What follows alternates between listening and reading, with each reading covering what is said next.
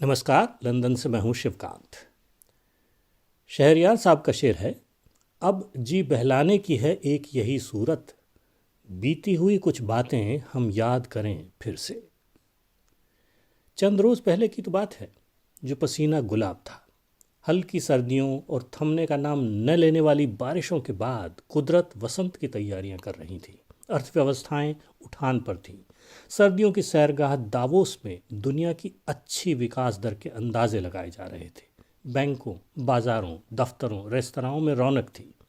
कोई ओलंपिक की तैयारियों में लगा था, कोई यूरो 2020 की, कहीं आईपीएल की तैयारियां चल रही थीं, तो कोई T20 विश्व कप की राह देख रहा था। बाजारों में उछाल था और ट्रंप साहब को लगता था कि जीत उनकी मुट्ठी में है। तभी वुहान के मछली बाजार में खून, चर्बी, आंत और पिघलती बर्फ की कीचड़ के माहौल में मरने कटने से पहले सांस के लिए फड़फड़ाते जानवरों की सांसों में पल और बदल कर इंसान में दाखिल हुए एकदम नए कोरोना वायरस कोविड-19 ने सारा सीन बदल कर रख दिया। अब न बैंक हैं, न बाजार हैं, जहाज़ हैं न हवाई जहाज़, खेल हैं न खलिहान, सिनेमा है न रंगमंच, सड़कें, पार्क, सैरगाहें, सागर तट, झीलें, पहाड़ सब सुनसान हैं। घरों में बंद लोगों को महानगरों में भी तारे नजर आने लगे हैं।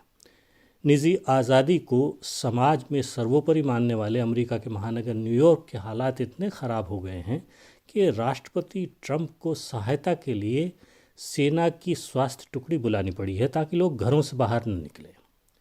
इटली और स्पेन में सेना का काम शवों को अस्पतालों से कब्रिस्तानों तक पहुंचाना बन गया है। ब्रिटेन में प्रधानमंत्री बोरिस जॉनसन को हालत न सुधरने के कारण अस्पताल में भर्ती होना पड़ा है और उनकी गर्भवती पार्टनर भी वायरस के लक्षणों की शिकायत कर रही हैं। महारानी को देश के नाम संदेश देने आना पड़ा है। वे क्रिसमस पर या बड़े संकटों के वक्त ही संदेश देने आया करती हैं। गुणात्मक रफ्तार से फैलते वायरस से दुनिया के 13 लाख से अधिक लोग बीमार पड़ चुके हैं और 70,000 से ज़्यादा की मौत हो चुकी है। मार्च का महीना शुरू होने तक चीन सबसे बुरी तरह प्रभावित था। एक महीने के भीतर सीन पूरी तरह बदल चुका है। चीन ने रोग के फैलाव की रोकथाम करीब करीब कर ली है, लेकिन अमेरिका में रोगियों की संख्या चीन से 4 गुना और इटली और स्पेन में डेढ़ गुना हो चुकी है। जर्मनी और फ्रांस भी रोगियों की संख्या में चीन को पार कर चुके हैं। जापान में भी रोगियों की संख्या बढ़ने लगी है। यदि मरने वालों की संख्या की बात करें तो इटली सबसे आगे है। इटली में 16,000 यानी चीन से 5 गुना, स्पेन में चीन से 4 गुना, अमेरिका में चीन से 3 गुना, फ्रांस में 2.5 गुना, ब्रिटेन में 1.5 गुना और ईरान में चीन से ज़्यादा लोग मर चुके हैं। इन सारे देशों में कुल मिलाकर उतनी आबादी नहीं है जितनी अकेले चीन में है। इसलिए प्रति व्यक्ति के हिसाब से आंकें तो अमेरिका और यूरोप के देशों में चीन के मुकाबले 10 से 20 गुना लोग बीमार पड़ चुके हैं और 40 से 50 गुना मर चुके हैं। मरने वालों में भले ही 60 से ऊपर की उम्र के बुजुर्गों की संख्या अधिक हो, लेकिन बीमार होने वालों में 50 से कम उम्र के लोगों की संख्या अधिक है। मरने वालों में कुछ हफ्ते के नवजात शिशुओं से लेकर किशोरों और वयस्कों की भी बड़ी संख्या है। इसलिए ये धारणा सही नहीं है कि ये वायरस बच्चों, किशोरों और युवाओं के लिए घातक नहीं है। विश्व स्वास्थ्य संगठन को भी निरंतर मिल रहे नए आंकड़ों के साथ साथ रोग के बारे में अपनी सलाह बदलनी पड़ रही है। मसलन कुछ दिनों पहले कहा गया था कि कोरोना वायरस रोगी की खांसी, छींक और हाथ के स्पर्श से और रोगी द्वारा छुई गई चीज़ों और सतहों को छूने से फैलता है। परसों के एक शोध से पता चला कि वह रोगी की सांस और बातचीत के दौरान मुंह से निकलने वाली भाप के जरिए भी फैल सकता है। इसलिए अब लोगों को सलाह दी जा रही है कि वे मुंह पर मास्क लगाकर या कपड़ा बांधकर ही घरों से निकलें। कपड़े के दास्ताने पहनकर निकलना और घर आकर कम से कम 20 सेकंड तक साबुन से हाथ धोना भी बचाव के लिए ज़रूरी माना जा रहा है। वैज्ञानिकों के बीच इस बात पर तो आम राय है कि किसी को कोरोना वायरस लगने के बाद वह संक्रामक बन जाता है, यानी रोग को दूसरों में फैलाने लगता है। लेकिन अभी तक इसकी जानकारी नहीं है कि वायरस लगने के कितने दिनों बाद रोगी पूरी तरह संक्रामक बनता है। वायरस लगने के बाद खांसी और बुखार होने में 5 से 10 दिन लगते हैं। विशेषज्ञों की राय है कि वायरस लगने के 2 या 3 दिनों के भीतर रोगी संक्रामक होने लगता है, यानी उस रोगी को छूने या उस रोगी द्वारा छुई गई चीज़ों को छूने वालों और उस रोगी के साथ उठने बैठने वालों में वायरस फैलने लगता है। खांसी बुखार के लक्षण पैदा होने के बाद रोगी पूरी तरह संक्रामक हो जाता है और उस हालत में उसके आसपास रहना रोग को न्योता देना है। अब सवाल उठना स्वाभाविक है कि यूरोप के देशों और अमेरिका की हालत चीन की तुलना में इतनी बदतर क्यों होती जा रही है। अमेरिका के बारे में आप कह सकते हैं कि अमीर देश होने के बावजूद वहाँ की स्वास्थ्य सेवा जनसाधारण के लिए बहुत अच्छी नहीं है, लेकिन इटली, फ्रांस और जर्मनी जैसे यूरोपीय देशों की स्वास्थ्य सेवाएं विश्व स्वास्थ्य संगठन से लेकर दुनिया के लगभग सभी मानकों पर पहले 10 स्थानों में गिनी जाती हैं। ब्रिटेन और स्पेन की सेवाएं भी काफ़ी अच्छी हैं। कम से कम चीन की तुलना में तो सभी यूरोपीय देशों और अमेरिका की स्वास्थ्य सेवाओं को बेहतर माना जाता है। फिर भी वहाँ के हालात चीन से 10 गुना ख़राब क्यों हो गए हैं? इसका पहला और सीधा सा कारण तो ये है कि जब तक कोई टीका नहीं बन जाता तब तक कोरोना वायरस एक असाध्य रोग है। स्वास्थ्य सुविधा या सेवा इस रोग के लिए कोई मायने नहीं रखती। पहली बात तो रोगियों को घर पर रहकर पैरासीटामोल जैसी बुखार कम करने वाली गोलियां खाने और गले को गर्म पेय से साफ और नम रखने की सलाह दी जाती है। यदि आपको सांस लेने में कठिनाई होने लगे तो अस्पताल ले जाकर आईसीयू वार्ड में दाखिल करा दिया जाता है। वहाँ वेंटिलेटर और दवाएं आपके शरीर को वायरस से लड़ने के लिए 2-4 दिन और दे देती हैं, लेकिन लड़ना आपके शरीर को ही है। यदि वह जीत गया तो आप बच गए, नहीं तो कहानी खत्म। इसलिए आपके देश की स्वास्थ्य सेवा दुनिया में कौन से नंबर पर है, इसका इस बीमारी से कोई महत्व नहीं है। तो फिर चीन के मुकाबले बुरे हाल क्यों हैं? इसका जवाब सरकारों की सूझबूझ और लोगों के अपने व्यवहार में छिपा है। आप जानते ही हैं कि वायरस का फैलाव चीनी प्रांत हुबे की राजधानी वुहान की वेट मार्केट यानी मछली बाजार से शुरू हुआ था। पहले 2-3 हफ्ते तो वुहान के स्वास्थ्य विभाग को ये समझने में लग गए कि यह बीमारी कोई आम बीमारी नहीं है, क्योंकि रोगी निमोनिया की किसी दवा से ठीक नहीं हो रहे थे। बाद के 2-3 हफ्ते शहरी, प्रांतीय और केंद्रीय सरकारों के बीच चले आरोप प्रत्यारोपों और रणनीति बनाने में निकल गए। चीनी नए साल का अवसर भी था। लाखों चीनी इधर से उधर आ जा रहे थे। इस सारे झमेले में वायरस मछली बाजार से सारे वुहान शहर और उससे हुबे प्रांत में फैल चुका था।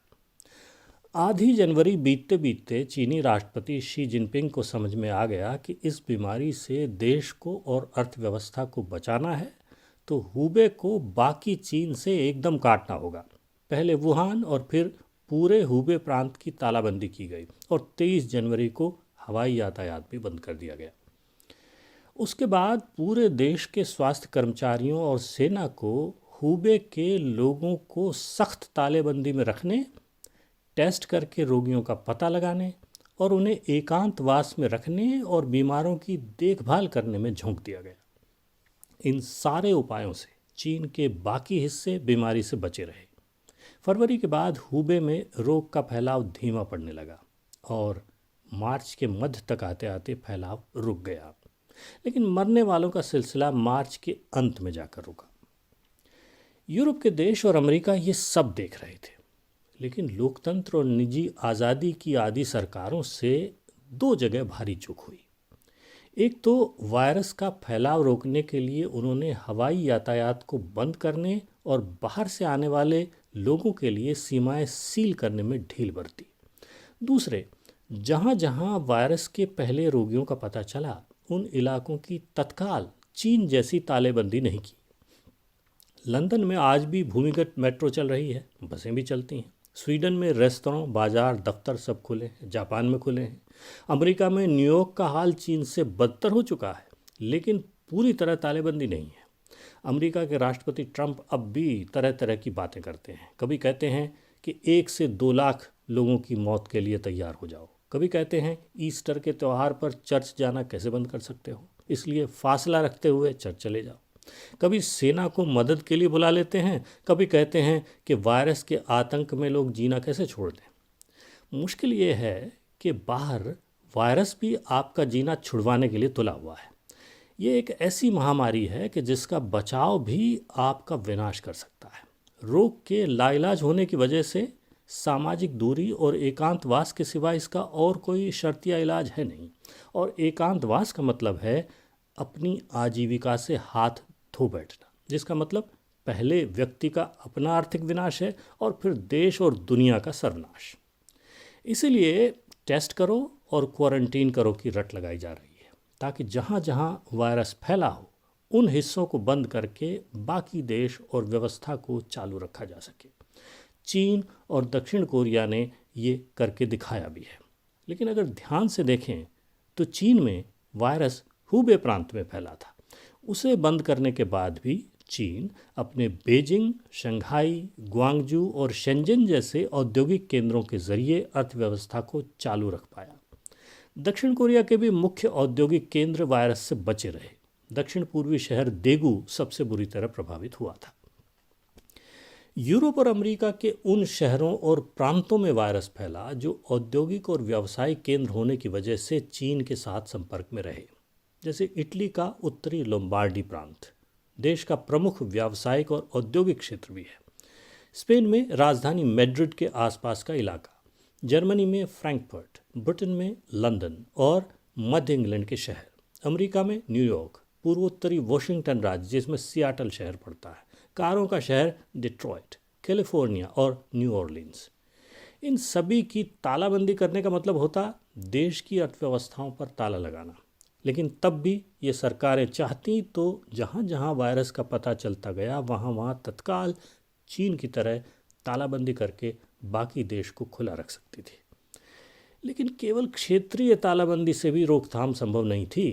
तालाबंदी के साथ साथ बड़े पैमाने पर लोगों का टेस्ट करके उनके फ़ोनों के ज़रिए उनके आने जाने पर नज़र रखने की ज़रूरत थी, जो दक्षिण कोरिया ने किया और उसे रोकथाम में कामयाबी भी मिली। जर्मनी ने भी बड़े पैमाने पर टेस्ट और क्वारंटीन की नीति अपनाई, लेकिन तालाबंदी नहीं कर पाए। इसलिए रोगियों की संख्या तो चीन को पार कर गई, लेकिन मरने वालों की संख्या पर अंकुश लगा रहा। इसकी एक बड़ी वजह यह भी थी कि जर्मनी में वायरस फैलने की शुरुआत आल्प्स के ग्लेशियरों पर स्की करने गए लोगों से हुई, जो युवा थे और स्वस्थ थे। बुजुर्गों को बहुत जल्दी एकांतवास में भेज दिया गया था, इसलिए वे संक्रमण से बचे रहे। तो 100 बातों की बात यह है कि जब तक इस बीमारी का टीका नहीं बन जाता तब तक सरकारों को मुस्तैदी से काम करते हुए जहाँ जहाँ वायरस का पता चले उन इलाकों को कड़ाई से क्वारंटीन करना होगा। वायरस का पता टेस्ट के बिना नहीं चल सकता, इसलिए बड़े पैमाने पर लोगों का टेस्ट कराना ज़रूरी है। लोगों का भी ये फ़र्ज़ है कि सरकारों पर भरोसा करें और टेस्ट कराने से न भागें। स्वास्थ्य कर्मचारी अपनी जान जोखिम में डालकर टेस्ट करने आते हैं, इसलिए उन पर पथराव करने और थूकने जैसी आपराधिक हरकतें बंद करें। इटली और स्पेन में मिलाकर कोरोना वायरस से 1000 स्वास्थ्य कर्मियों की मौत हो चुकी है, जिनमें से 100 के आसपास डॉक्टर भी हैं और सैकड़ों नर्सें हैं। ब्रिटेन में हर 4 में से 1 डॉक्टर या तो बीमार हो गया है या बीमारी की छुट्टी पर चला गया है। हजमत गाउन और रेस्पिरेटरी मास्क के अभाव में नर्सें कूड़ेदानों में लगने वाले प्लास्टिक के बैग पहनकर और कपड़े के मास्क लगा कर मरीजों की देखभाल कर रही हैं। लोगों के टेस्ट तो दूर, डॉक्टरों और नर्सों तक के टेस्ट नहीं हो पाए हैं। उन्हें पता ही नहीं है कि वे वायरस से बीमार हैं या वैसे ही सर्दी जुकाम है। समस्या ये है कि सरकारों के पास इतने बड़े पैमाने पर टेस्ट कराने की न तो क्षमता है और न ही निजी अस्पतालों के पास। टेस्ट भी कई तरह के हैं। शरीर में वायरस का पता लगाने वाले PCR टेस्ट, एंटीबॉडी का पता लगाने वाले एंटीबॉडी टेस्ट और बायोलॉजिकल मार्कर के ज़रिए वायरस का पता लगाने वाले लेटरल फ्लो टेस्ट। हर टेस्ट के अपने अपने फ़ायदे हैं और लक्ष्य हैं। अभी तक जो टेस्ट किए जा रहे हैं वे PCR टेस्ट हैं, जिनके लिए एक प्रयोगशाला की ज़रूरत होती है ताकि गले की लार के नमूने कंटेमिनेट न हों। इनके नतीजे मिलने में 3 से 4 दिन लग जाते हैं और ये महंगे भी हैं। किसी देश के पास इतनी प्रयोगशालाएं और टेस्ट कर्मचारी नहीं हैं जो लाखों लोगों के टेस्ट एक साथ कर सकें। इसलिए आसान और जल्दी विकल्प के तौर पर एंटीबॉडी टेस्टों के विकास की कोशिशें चल रही हैं और कई कंपनियों ने इनके किट भी बनाए हैं। ये कोरोना वायरस से लड़ने के लिए शरीर में बने एंटीबॉडी की खोज करते हैं और 5 से 15 मिनट के भीतर नतीजा दिखा देते हैं। लेकिन समस्या ये है कि वायरस लगने के बाद शरीर में एंटीबॉडी बनने में औसतन 10 दिन लग जाते हैं और इन 10 दिनों के दौरान एंटीबॉडी टेस्ट के नतीजे नेगेटिव आते हैं, जो भ्रांति फैलाते हैं। एंटीबॉडी टेस्ट उन लोगों के लिए उपयोगी हो सकते हैं जिन्हें आप काम पर भेजने की योजना बना रहे हों, क्योंकि अगर शरीर में एंटीबॉडी मिलते हैं तो उसका मतलब है कि शरीर कोरोना वायरस से लड़ने में सक्षम हो चुका है और वह व्यक्ति काम पर लौट सकता है। लेकिन यदि ये पता लगाना हो कि किसी को कोरोना वायरस है या नहीं, तो एंटीबॉडी टेस्ट किसी काम का नहीं है। इसलिए कुछ कंपनियां नैनो टेक्नोलॉजी से ऐसा टेस्ट तैयार करने की कोशिश कर रही हैं जो काम एंटीबॉडी टेस्ट की तरह करे, लेकिन खोज वायरस की करे। ये टेस्ट वायरस के बायोलॉजिकल मार्कर के ज़रिए उसका पता लगाते हैं और 5 से 15 मिनट के भीतर ही वायरस का पता लगा सकते हैं। इस टेस्ट के लिए लार के साथ साथ पेशाब, खून, पसीना और सीरम जैसे किसी भी शारीरिक द्रव का प्रयोग किया जा सकता है। यूरोप के देशों, अमेरिका और भारत को इसी तरह के टेस्टों की करोड़ों के पैमाने पर ज़रूरत है, क्योंकि जब तक टीका नहीं बन जाता तब तक वायरस के आतंक से पूरी दुनिया को बंद तो रखा नहीं जा सकता। मौजूदा फैलाव की रोकथाम के बाद धीरे धीरे कामकाज को खोलना होगा और वायरस को काबू में रखने के लिए लोगों का टेस्ट करते रहना होगा। वायरस की भनक पड़ते ही आसपास के इलाकों और लोगों को फिर से तालाबंद करने के लिए तैयार रहना होगा। बहुत ज़्यादा चालाकी की ज़रूरत नहीं है, फिलहाल यही एक इलाज है। मुसीबत यह है कि हमारी अर्थव्यवस्थाओं को वायरस से भी गंभीर बीमारी हो गई है। काम पर लौटने से पहले उसका इलाज करने की सख्त ज़रूरत है।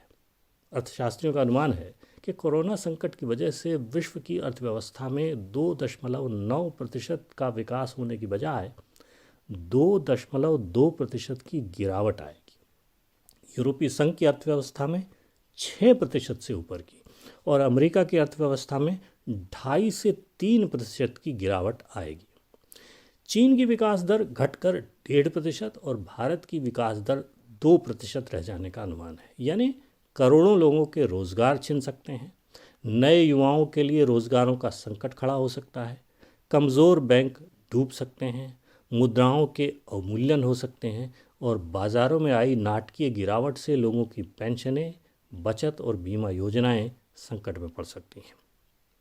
इस गहराते संकट से बचने के लिए दुनिया के अर्थशास्त्री सरकारों को एक स्वर में कह रहे हैं कि बजट के नियमों को ताक पर रखकर दिल खोलकर, मुट्ठी खोलकर खर्च करो। अमेरिका और यूरोप की सरकारों ने इसकी कोशिश भी की है, लेकिन भारत सरकार अभी भी कंजूसी बरत रही है, जो उसे आगे चलकर महंगी पड़ सकती है। भारत में इन दिनों फसल पककर तैयार है, लेकिन किसानों के पास न काटने के लिए मजदूर हैं और न बेचने के लिए मंडियाँ। दिहाड़ी मजदूर, दस्तगीर, ठेले वाले और छोटे व्यापारी सब घर बैठे हैं। इनकी और असंगठित क्षेत्र की लोगों की हालत पतली होने से अर्थव्यवस्था मंदी के भंवर में फंस सकती है। इसलिए बड़े पैमाने पर जनधन खातों के जरिए लोगों को नकद राहत देने और सब्सिडियां बढ़ाने की ज़रूरत है। मैंने पिछली बार भी कहा था, भारत सरकार को 7 से 8 लाख करोड़ रुपए का राहत पैकेज देने की ज़रूरत है, वरना विकास दर 2% की बजाय 0 की तरफ भी जा सकती है। लेकिन सब तरफ अंधेरा ही अंधेरा हो, ऐसी बात भी नहीं है। स्पेन और इटली में हालात में थोड़ा सुधार दिखाई देने लगा है। इटली में पिछले हफ्ते भर से नए रोगियों के बढ़ने की दर घट रही है, जबकि स्पेन में मरने वालों की दैनिक संख्या में कमी आने लगी है। ब्रिटेन के अस्पतालों में भी नए रोगियों की भर्ती की संख्या का बढ़ना बंद हो गया है और अमेरिका में भी रोगियों के बढ़ने की संख्या में ठहराव आता दिखाई दे रहा है। ऐसे में भारत यदि अपने यहाँ फैलते संक्रमण की रोकथाम में कामयाब हो जाए तो बदलते हुए हालात में भारतीय कंपनियों को यूरोप और अमेरिका में पांव पसारने का मौका मिल सकता है। लेकिन सारा दारोमदार सरकार के मुट्ठी खोलने पर और लोगों का सरकार पर भरोसा करने पर है। कमल जियाई साहब का एक शेर है, हमारा दौर अंधेरों का दौर है, लेकिन हमारे दौर की मुट्ठी में आफताब भी है। नमस्कार।